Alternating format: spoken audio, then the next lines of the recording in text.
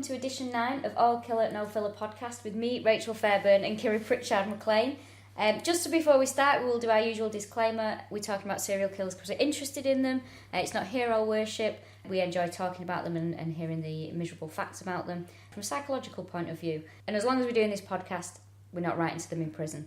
Episode 9. Yeah. So Harold Shipman, or as he's known, Dr. Death. Dr. Death. Which is fucking which badass. Which is one of the coolest serial killer nicknames.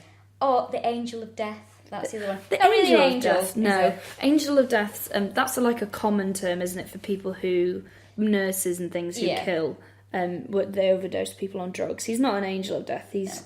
Angel of Death screams Munchausen's. It's not, yeah. you know. I didn't work 7 years to be called Mr. Death. Because he was quite arrogant, wasn't he? Oh, completely. Because you hear, we've been watching loads of interviews and documentaries and things like we do to get ready for these things, and they were like, you know, he was a very arrogant man. And it's like, well, that's not going to stand out in a doctor, isn't it? I've never met an easygoing, humble one to this day. No, they never cracking jokes and making you relaxed. Either. I was like, okay. So he's from Nottingham. Yes, Nottingham, in England, an English one. One of the world's most prolific serial killers. Born in Nottingham in England in 1946. It sounded like I was being very patriotic because I was saying that then. England. England. Dr. Death. Dr. Death. He's one of the... We have some really interesting ones there.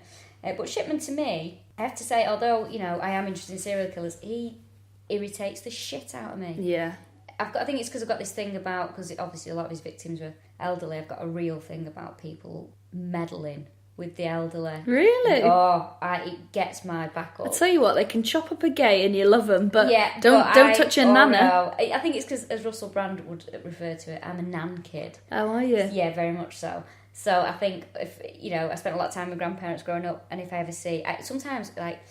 My boyfriend has to turn the news off if there's a story about an old person. Oh, really? Because I just, I mean, I'm on the surface, you'd think, oh, she's harsh, but anything to do with old people, I'm welling up. Even pretend old people like the Dolmio advert ones.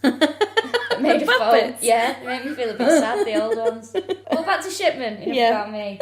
Born in Nottingham, England, 14th January 1946. Named after his father, also Frederick Harold Shipman, was the brightest of his family. He's still not bright, though. I was going to say the brightest of his family. Yeah, I did quantify that. Because he was the only one to pass his 11 plus and therefore go to a grammar school. But apparently he just wasn't... Compared to doctors, anyway, who you think of as being the most academic, he wasn't bright in those circles. Yeah, because at school, there's a lot of interviews with his old schoolmates who still call him Fred, actually. Oh, really? Yeah. Can you just call him Harold for the sake of the documentary? Yeah, can we stop? Everybody? Can we stop also calling killers Fred? Yeah. Can we just do that? That's an unlucky name, that, isn't it?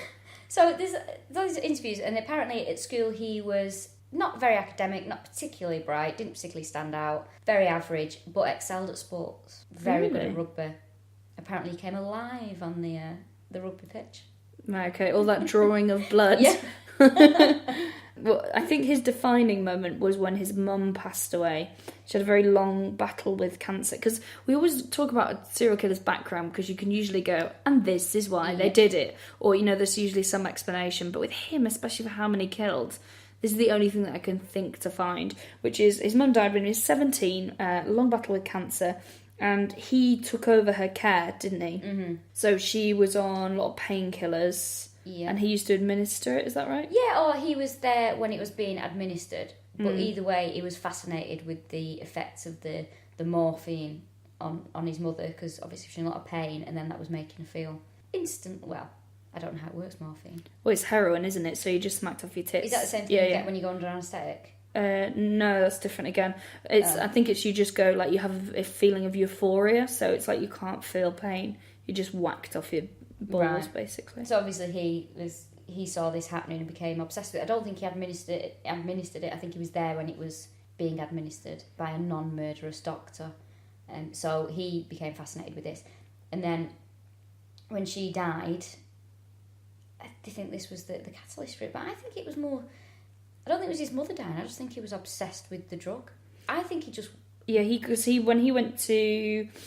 failed his first entrance exam, but then eventually got into Leeds to train to be a doctor. And pretty soon after doing that, he was sort of like, he was taking pethidine, which is another painkiller. But I don't know if it's just because that he'd seen his mum go through that, and so he was like, oh, well, painkillers make everything okay. So maybe it was like, you know how Irish families, like, whiskey cures everything? You know, if like, I've got a headache, have some whiskey. I'm pregnant, have some whiskey. So maybe in their house it was like, oh, have some morphine. And, like, it would make sense for him to try it, at least, if he was obsessed with it. Yeah, I mean, I suppose that maybe at such a young age he was intrigued by it. Yeah. And if, you know, he's losing his mother and it makes her pain go away, maybe he should just have written some songs or something, like channeled his... Well, I listened to it, yeah. Imagine all the shit poetry we've been spared from because of his morphine addiction. I was listening to an interview with a friend of his at school, and he said, oh, Mum died yesterday. He's like, oh shit, I'm sorry, what did you do? And went for a run. And he was like, all right then. And he said, where did you run?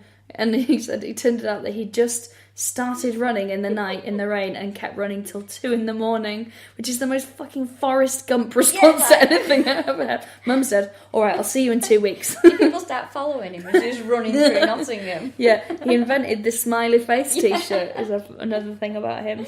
So he graduated as a doctor and then moved to Todmorden, which is probably the second lesbian capital of the north, isn't it? After Hebden Bridge. Hebden Bridge. Yeah, they're right next to each other as well. Yeah, So socialist this little mill utopias. town. Yeah, he was at a general practice. They brought him on board.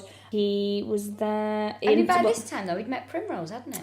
He met Primrose when he was 19 and she was 17. On a bus. Keep cropping up these buses on the old You've serial really got a killer bus trail. agenda, haven't you? Oh, yeah, I'm telling you. I'm going to make a list of all the times buses have cropped up in serial killers meeting partners and victims. And then I'm going to write it out and probably just throw it in the bin because nobody would be interested. I don't know, they'll have anything on these forums. So yeah, they pretty soon after meeting, she got pregnant. And I think she was 5 months pregnant when they got married. Yeah. So it was a shotgun wedding. She was a window dresser, apparently. Yeah, well, the funny thing is when you watch a documentary about Shipman and it gets to Primrose, because Primrose... Now he's a woman in her 60s, and when he was arrested was, you know, a woman in her late 40s, early 50s, I think. Anyway, she's quite a large lady, sort of very frumpy, grey hair. There was a documentary I was watching, and Primrose sort of came onto the screen, and it said, Shipman met his wife Primrose when he was just 19. At the time, she was a pretty 17-year-old, as if... Look how this woman is aged. Really, it's like the most bitchy voiceover I've ever heard. So bitchy. Poor Primrose. So yeah, they met on this bus, they got married, and then in 1974, he got done for basically prescribing himself pethidine, and they sent him to rehab. He got done for forgery. He was fined £600 and he had a criminal record for forgery. I really should have learnt his lesson there because it's forgery that catches up with him years and years later. But when all this stuff came out about him in Hyde killing all these people, they looked back at Todmorden when he was working there. And apparently while he was there, he wasn't there for very long, he signed 22 death certificates and he was present at 40% of his patients' deaths. So, you know, finding them at home and things like that, or them passing away when he's with them. Now, they're just meaningless numbers. 40%? And yeah, until you find out that the average for people being present at a death, a doctor being present at the death, is 0.8%. So, like, why alarm bells didn't go, I shall never fucking know. 0.8%, is it 0.8%? Yeah, 0.8%. That's nobody. Yeah, I think that's you were once near someone that died. Yeah, or you're driving past. That's not even a statistic, is it? So he went to Hyde and he was at Donnybrook Surgery. Which sounds delightful. Sounds like a lovely little area in Ireland. 1977 he was there. Then he moved to Hyde. It was his own practice, was it? Was it Market Market Street. He had got his own practice. And he set up there and he was very popular with these patients. And he also he appeared on Granada TV's World in Action. Yeah, because he was talking about how the mentally ill should be treated in society. Don't give them access to pethidine. Yeah, and don't let them hang themselves in their bed sheets when they're in prison. But he was known as like a good doctor, although he had this, you know, a reputation amongst staff as being arrogant and not very nice to junior doctors. Apparently once he made a medical rep cry, but just reps in general are pieces of shit, aren't they? So yeah, I can side with him on that. Did you annoy me? He was known for like visiting elderly relatives at home, which at the time, before all this came out, was seen as like just him going above and beyond. What a being great guy. Yeah, being just a really good doctor and a good guy. But it was actually the undertakers that were nearby Massey and Sons. It was the undertaker's daughter, it's a family business, that said, there's a lot of these. Hold on a minute. Yeah. A lot of them are being cremated, and we're having to get a lot of second signatures, because if someone dies, you have to get another doctor going, yeah, it's fine, there's nothing untoward here. There's basically no, like, bullet wounds, no stab marks, and it's natural causes. So they were having to get a lot of these second signed. And the daughter was like, Dad, of all his patients that we've had, as only one of them appeared here in her 90, which is how most old people die, because they're in bed because they've been ill for a long time. But these are all like dressed and ready to go, with a hat and a coat on. I'm like, why is everyone dying fully dressed? Salsa outfit still on. Yeah, good knickers on. So she's obviously going somewhere. So the undertaker was the daughter. What was her name? Deborah Massey, yeah. Deborah Massey. I can imagine Deborah was like, Dad, I literally haven't got a minute to myself anymore. We are so busy, which is great. However, I think there's something wrong. Yeah. I wonder if after it all came out and Shipman got arrested, after the initial bit of going, fuck, I can't believe that happened, they were like, yeah, but we're going to have to remortgage the house now. Because we were doing really well while he was here. But Deborah, how good would it be just to be her, just to be like, yeah, okay, what, I'm wrong? Yeah, I think you'll find I caught Shipman. Yeah, imagine around Christmas dinner. Be like, well, we don't have to have bread sauce and gravy, do we? Well, Deborah quite wants both. Yeah, I do want both. And at the end of the day, I did catch Harold Shipman. She's always got that, hasn't she? No problem, Deborah. No problem. Yeah, all right, Deborah. Well, she caught you, you annoying bitch. Well, the dad went to see. He went to see Shipman, didn't he? Yeah, he went to see him in his office and went, I know this is silly, but are you killing old people? And he was like, no, you know what? I've got a lot of old people. I do a lot of home visits. That's why it's all happening. But when they looked at his statistics in hindsight, because he basically said, I've got loads of old women and they are going to die. He had... And that is a threat. He had like a lower than average amount of women in his area and on his books, and a lower amount of old people. It could be because he's fucking killed them all, but he didn't have an ageing population like he implied. What interests me as well is, like, he's deciding to kill these people, these women, mainly. How did he make his decision on who he was going to kill that day? And what were they thinking when he rocks up to their house? Yeah. Like, oh, here's Dr. Shipman. Oh, what a nice surprise, probably. If my doctor walked up the path here, I would be like, what the fuck does this guy want now? What is going on? Well, I don't know. I only see my doctor like once every few years for a smear test, so I'll be like, oh, Jesus Christ. But it's bad enough you've got to come and knock on. I just wanted you to be comfortable. Maybe he was like, in the more like, guess who? Like, has she got grey hair? Yeah. Has she got a house? That's the important thing. So the undertaker said something to a doctor as well who had to countersign these and went, you are signing a lot of these, Dr. Linda Roberts. And she went, yeah, I am. That's a bit of an issue. And then apparently she and some of the doctors sort of met behind his back and said, we don't want to say it out loud, but he's probably killing people. Well, it must be strange though if you're in any profession, but if you're there and you all get together and go, right, it's not like having a meeting to slag off your boss because you're pissed off with them. It's like, right, I actually think he's killing people. What are we going to do? Although, I always think now, I'm always the first one to say things, at places of work. So I'm always like, oh, hold on a minute, that's not right. And I think it's better to just maybe say something than not say something. Maybe appear stupid. You're a whistleblower. Yeah. I'm a grass. No, I'm not a grass. If I see something that I'm not happy with, I always think, well, that's not right.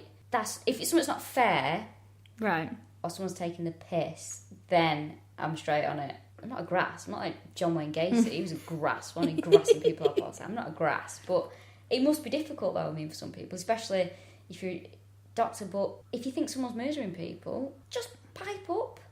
Yeah, and also it's difficult, isn't it? Because on paper on paper he's a murderer, but on the surface of it looked like, well, he's there because he's really going the extra mile with all his patients. So it must be really hard to turn around because they must look like they're just being lazy shits and going, well, he's present at a lot of deaths, isn't he? It's like, because you little fuckers won't get out of your office, that's why. I never get a death? It's always him.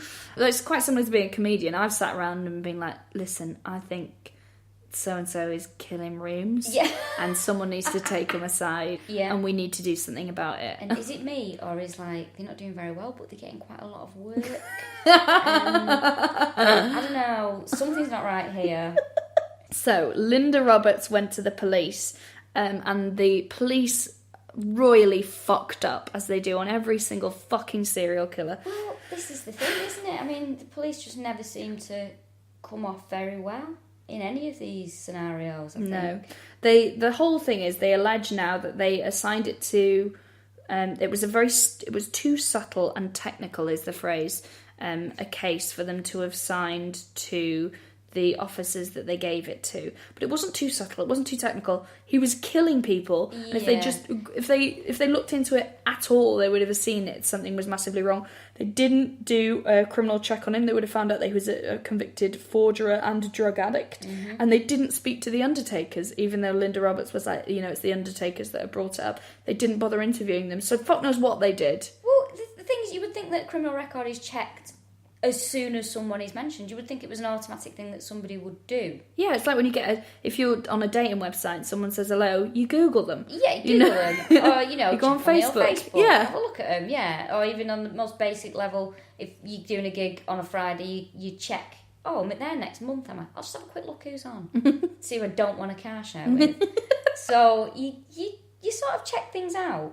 And all right, we're taking it to the extreme, but a police person should be checking out a person that they're meant. It seems very basic to me. And also they're going, it was too subtle and too technical a case for very inexperienced officers. It's like, well, tell you what, if a doctor comes to you and goes, I think somewhere in the region of 215 people have been murdered by a local GP, don't send the fucking work experience, lad. Yeah. Don't send thick Jono. It's like, look, you just fill in a form.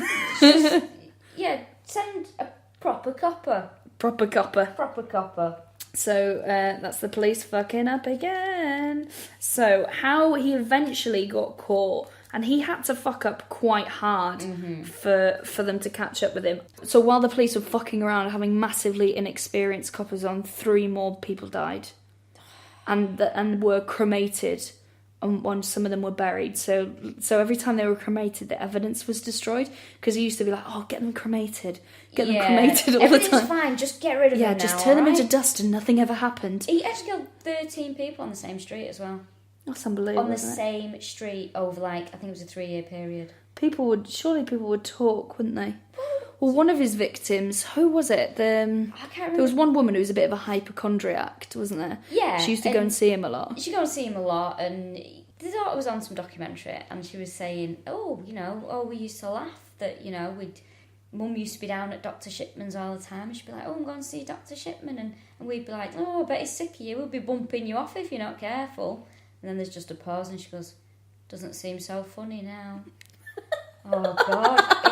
It's the saddest, most League of Gentlemen, horrible bit of any documentary I've ever seen. So, Kathleen Grundy's how he got caught out. He recorded that she died of old age. She was 81. Yeah. She sounded amazing. She was an ex-mayoress. Yeah. She was, that morning she'd been to a dance class. Yeah. She was incredibly active. She also volunteered at the local...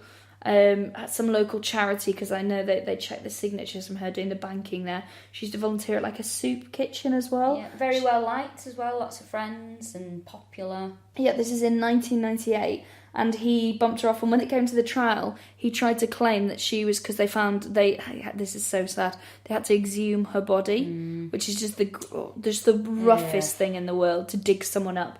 And they tested it, and they found out that she was given... What was it? She was given... Morphine. Yeah, morphine. An overdose. And this is what I found amazing. How many years later, after she died... It was about a year or so, I'm not 100% sure. But even so, they exhumed her, and they could work out that she'd had a morphine overdose within 3 hours of her death. And when all this came out, he said, it's because she's a drug addict. It's like, are you fucking... She's doing salsa classes, she's not Pete Doherty. Yeah, exactly. So he accuses this, elderly, respectable woman of being a smackhead. Says you, Shipman. 9 days before she died, her solicitors were sent a will typed on a typewriter, because he didn't like technology, apparently, hated computers, saying, "Oh yeah, I've decided to change my will." It was that badly written as well. It's really badly written. It's like, "Hiya, loves, I've decided to change my will and that." So it was typed really badly on a typewriter, and it said that I leave all my money to kind Dr. Shipman and also my house. And the solicitors looked at it and when she died and were like, "Hold on, something's not right here." And they got in contact with her daughter from the old copy of the will. Said, we don't think this is right. And the daughter had a look at it and she's like, "Well, for a start," she says, "my house, my mum owns 2 houses. So why she suddenly missed one off?" And it just didn't add up to her at all. And it's a good job. The daughter, Angela Woodruff, was a lawyer as well. Otherwise, it could have been a case of, it seems that there's 2 wills and she's leaving a house to Dr. Shipman. Oh, she's got 2. Which one does he want? It could have been. It could have been that shit. Right. There's a theory about this that this is the one he got caught up on, and they're like, "Why has he suddenly decided to steal money? Because he could have kept on killing, probably indefinitely, without people picking up on it." Or like being able to catch him for it. They said, "Why on this one has he suddenly started stealing?" And one of the theories is that he knew the police, because they brought him in for questioning at one point. They knew that the net was closing on him. So he was like, if I get all this money, because he knew she was well off, I could just do a runner. So that's one of the theories. And one of the theories that he was doing what a lot of serial killers do is where they get they're more and more arrogant and take more and more risks because they're convinced that they won't be caught. I'm a fan of the cocky theory. I think he was probably getting cocky. Yeah, I think he's probably cocky because apparently when they brought him in for questioning, they said that he acted like he thought he was going to leave there at 5. And then they were like, "Okay, we're arresting you for murder." And he was like, "What?" And as soon as they said that, he stopped answering any questions. And this is why there's not loads of information about him, because he just shut down completely. Yeah. He was also stealing, like, petty cash. There was an old lady that died who had, like, 80 quid. She'd just taken out, like, hours before she died from the post office, like, 90 quid. And she'd come back with a bag of shopping, which had, like, not much in it. And the rest of the money had just gone from her purse. They're like, she can't have spent it. And they were like, "Oh, okay." And just things like wedding rings went missing. It's all little shit in there. Yeah. And one of them, they were saying, I think it was the same one as the purse, they were saying she had a necklace she always used to wear that her sister gave it to her, and it was very dear to her, and she left it to one of the daughters, and she didn't have it on, and it was like the first time she'd ever been seen without it on. Like, "Where's that necklace gone?" And they think that Shipman took it, and then they did find a bag in his garage. Yeah, it was a bag, and I'll tell you what was in the bag. There was 10 grand's worth of jewellery in the bag. 10 grand, right? So in March 2005, Primrose Shipman, she was pressing for this jewellery to return to them. So police had to write to the families of Shipman's victims, asking them to identify the jewellery, right? That's so grim. I know. All the unidentified items were given to the Assets Recovery Agency. And then when the investigation ended, 66 pieces were returned to Primrose, and 33 pieces, which she confirmed were not hers, were auctioned. That's horrible, isn't it? The proceeds of the auction went to the Tameside Victim Support, which, fair that's enough. The right thing. Yeah, very good. The only piece returned to a murdered patient's family was a platinum diamond ring, for which the family were able to provide a photograph as proof of ownership. Oh, what? That's really sad, isn't it? Yeah, that's really sad. Well, because a lot of it was just sort of, I read it, one of the documentaries is saying it's just like, well, it was just a wedding band and she never took it off and then she didn't have it. But there's, plenty of like plain gold bands. How do you possibly pick that out of a lineup? But also it's just like, let them have some. Just say, we think it's this one. Just give him something. Yeah, just give him something. But it's quite interesting that because a lot of people say about a theory about Shipman, he thought he was helping people by putting them out of the misery. 90% of these people weren't in any misery. They were fine. No terminal illnesses. They were all people who were in like good health. Yeah. And then suddenly, like one of them was a 41-year-old guy, one of them was a 48-year-old woman who were perfectly healthy and then, had like suddenly died. So there's no way. I mean, in my mind, it was... And the fact that he's got a bag full of jewellery that's not his. Right? He's taking trophies. The guy's just a serial killer. He's not... he's not helping anyone. He wasn't, I'm just misguided and I'm going to put this old lady out of her misery. Yeah. She's fine, mate. Yeah, She's fine. He's definitely... He's not a hero. He's a serial killer. They think, he killed up to 215 people. But, see, this is another problem I have with the police, is that they, after a while, that they wouldn't try any more cases. So basically, he was found guilty of 15 counts of murder, and he was found guilty of 1 count of forgery. So he's giving 15 concurrent life sentences. And then after a while, they dug around in Todmorden and were like, oh fuck, we think he's killed these people, but they wouldn't bring it to trial. And apparently, this came out in the press. And then that night at 3:00 in the morning, letters to the families were pushed through the door going, oh, we're not going to do it, we're not going to take it to trial, just so you know, even though it had already been released to the press. That is shit. Police, innit? That is shoddy. Really bad. Yeah. So there were so many suspected victims that police, they drew up like a 5-point scale. So those receiving 5 being the top priority. So the scale was devised so that morphine in possible victims could be detected easily. For the full 5 points, the circumstances had to be met. So the body had to be buried, not cremated, because obviously you need the body to test. The family were concerned about the death at the time. There was cause for police concern. For instance, there was property missing. The medical records had been altered, and an extra point was added if all 4 criteria were met. All right. So think about all those people who died and didn't have family that didn't report it at the time. It's like from Shipman bingo, that. That is... And we're playing for a full house, or in this case, an old woman's house. So, yeah, just think about all those people that they just didn't even investigate. So that's 215 that they think, and that's probably maybe not including and some of these. People that just, might have been an elderly couple and one of them died, and then 10 years later the other one's died. Nobody, nobody will know. Nobody cares. Nope, because he used to do that. He used to alter their records. So if someone had been fine, he would go back through the medical records and say he visited them loads of times. Even at times then he was definitely in his surgery, being like, I went out to see them because they're not very well. So when they died, suddenly it didn't look suspicious on the medical records. So he was quite smart in that respect at covering his tracks, but it's quite easy to see looking back where he altered them and where it was bullshit, because he picked days where, like I say, he was in the office. He's a rum one, isn't he? He's an asshole.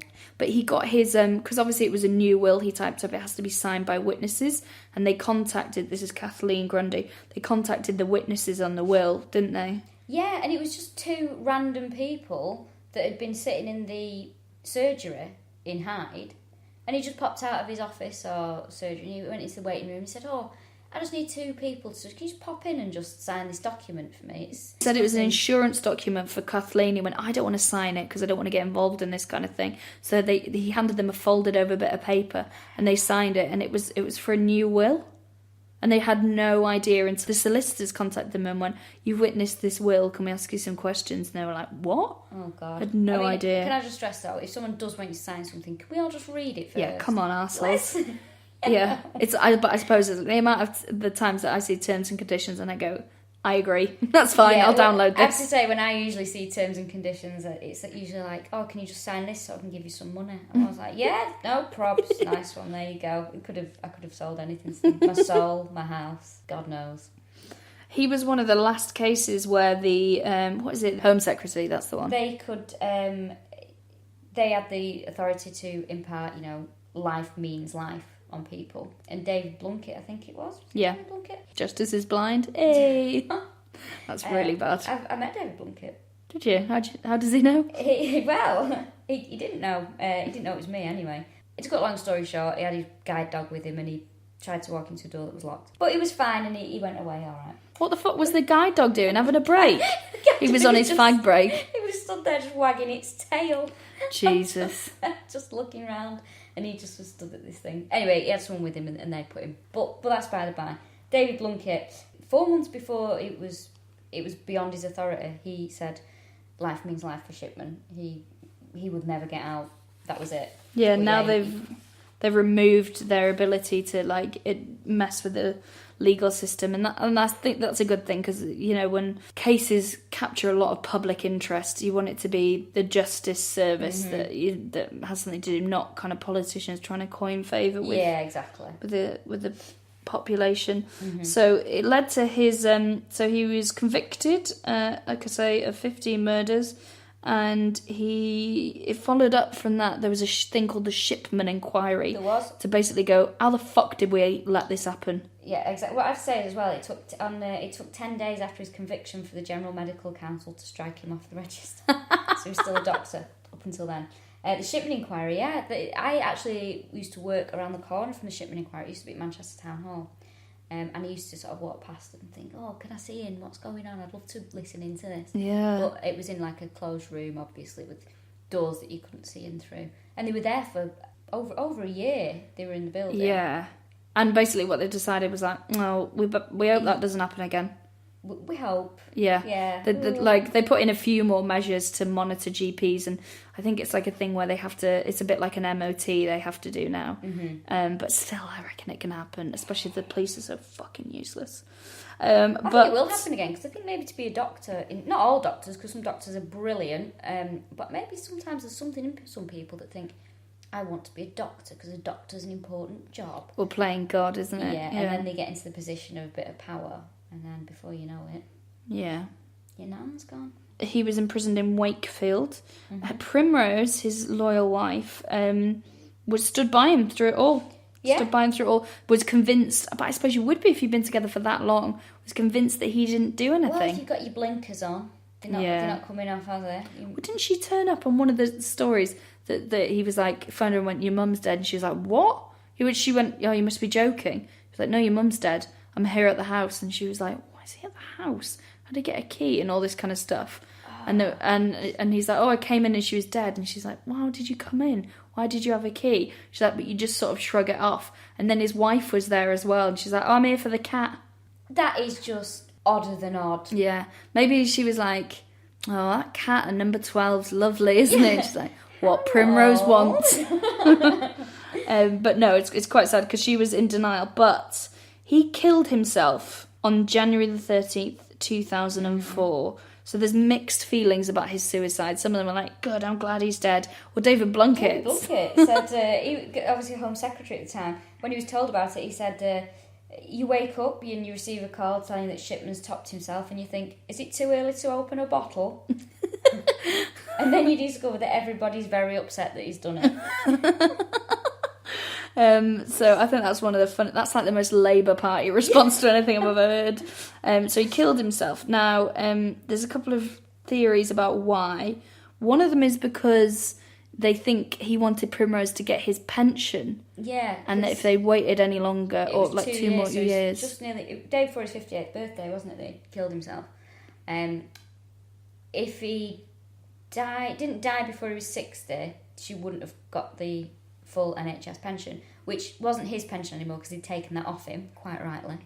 But there was still one available to her, which is fair enough. They think he might have killed himself so that she would have had access to the money.